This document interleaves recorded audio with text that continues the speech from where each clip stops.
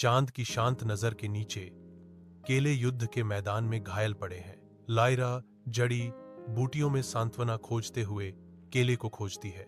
वह कर्तव्य और करुणा के बीच फटी हुई जमी हुई खड़ी है। जंगल के हृदय में काइल और लायरा गुप्त रूप से मिलते हैं।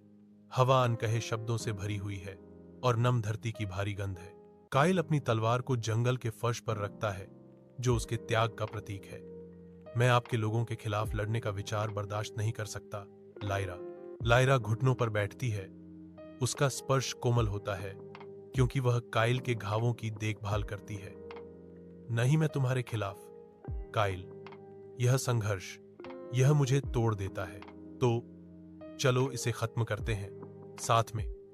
हमारे राज्यों को भूल जाओ, हमारे कर्तव्यों को भूल जाओ। काइल के शब्द नम हवा में लटके हुए हैं, एकता के लिए एक हताश गुहार। क्या यह संभव भी है? हमारे लोगों के बीच की खाई गहरी है। लायरा की आवाज एक फुसफुसाहट है, जिसमें संदेह और लालसा की झलक है।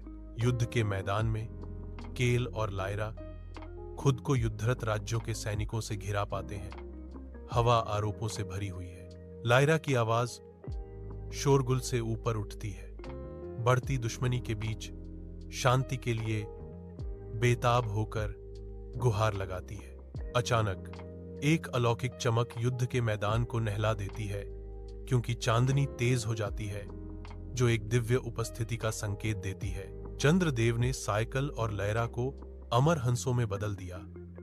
उनके पंख चांदनी में चमक रहे थे। वे रात के आकाश में ऊपर उठते हैं, प्रेम और शांति के प्रतीक। नीचे सैनिक विस्मय में खड़े हैं, उनके चेहरे ऊपर की ओर झुके हुए हैं।